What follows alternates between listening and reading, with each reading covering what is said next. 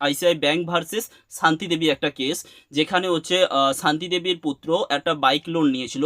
সেক্ষেত্রে তার bike loan একটা না কটা এমআই ফেল্ড হওয়ার কারণে তাকে এমআই ফেল বা ডিফল্ট হওয়ার কারণে সে একটা এজেন্ট তাকে তার গাড়িটা তুলে নিয়ে গেছিলো, এবং তুলে নিয়ে যাওয়ার ফলে তার গাড়ি তুলে নিয়ে গেছিলো এবং তাকে বিভিন্ন ধরনের ইনসাল্ট এবং হ্যারাসমেন্ট করেছিল।